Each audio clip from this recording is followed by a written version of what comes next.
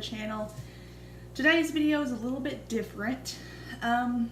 If you watched my latest video, I kind of mentioned the fantails, and at that point I was considering rehoming them, and right after that video I decided that it was best that I do so. So in regards to the pond, it's going well, except for the fact that I can no longer do my original plans, that being move the larger fish in there and let them grow there, because the butthead does not get along with any of the other fish, and he started attacking them, and then I had to move him.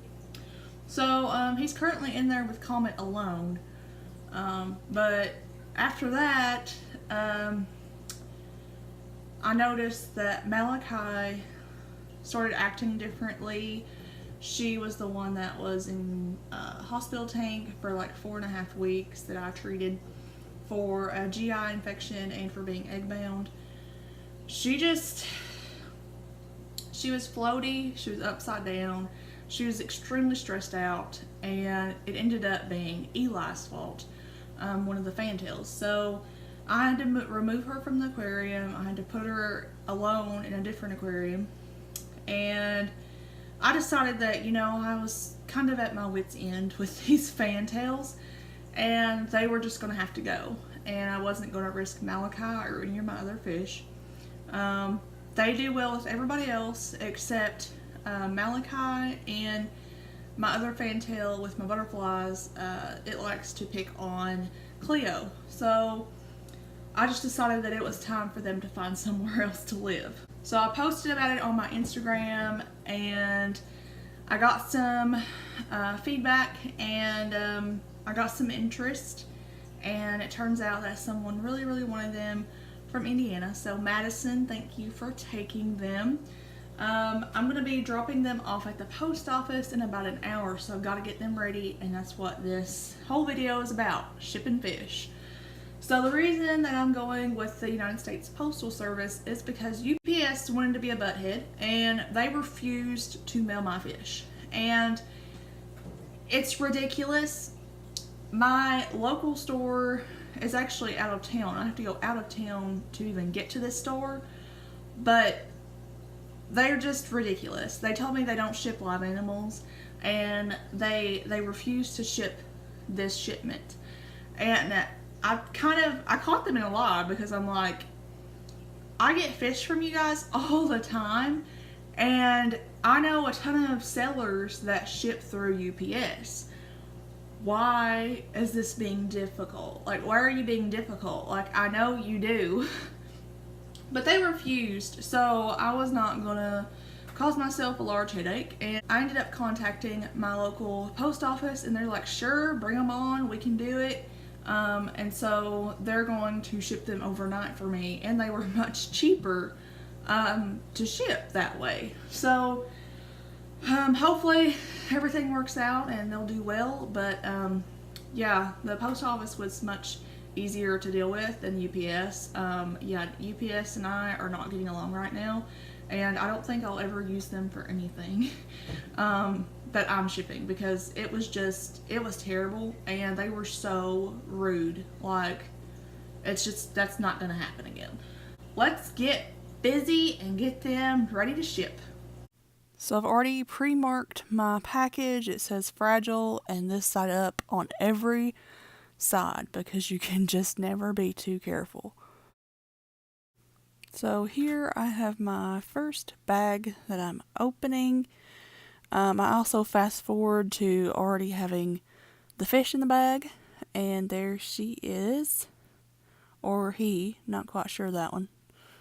I also added a little bit of extra prime to both of the bags, just to make sure that in the case that ammonia does build up, it's not as toxic to the fish. And there, I add my air, twist the bag, and I secure it with rubber bands, and I think I double banded both bags just because you can never be too careful. This is actually my first time shipping fish myself.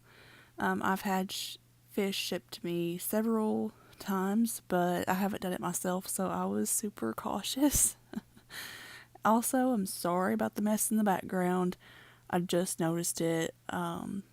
That whole day, I literally was cleaning aquariums, moving fish, so yeah, it was just a little bit crazy. So here I am double bagging the fish. This is just in case there is a leak in the main bag. There's a bag as a backup. It's very important that you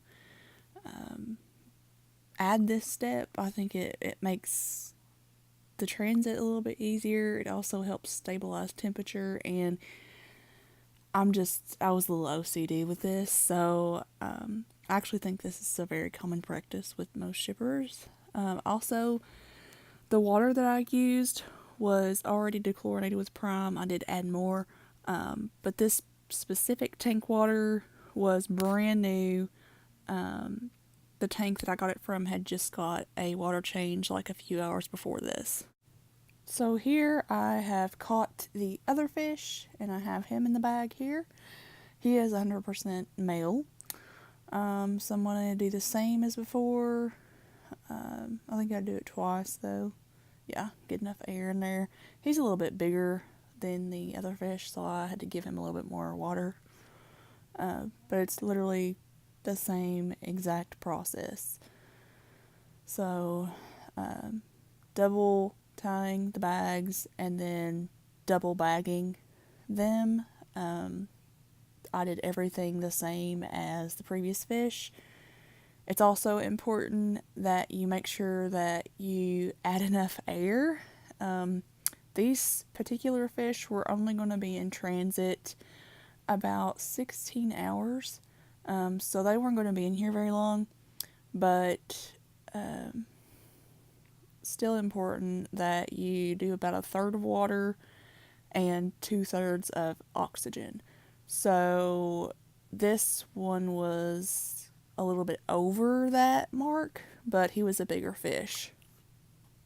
It's also important to note that these fish have not been fed for over 24 hours, just to make sure that, they don't produce waste and dirty up the water faster than they should. So there they are, all ready to go, styrofoam packed and all. And that's what the box looked like at the end. So they are ready to go, and that's all I have for today. The next video, I will be showing you guys something special that's going to be happening with the indoor pond. That video should hopefully be up tomorrow if I can. I will try really hard.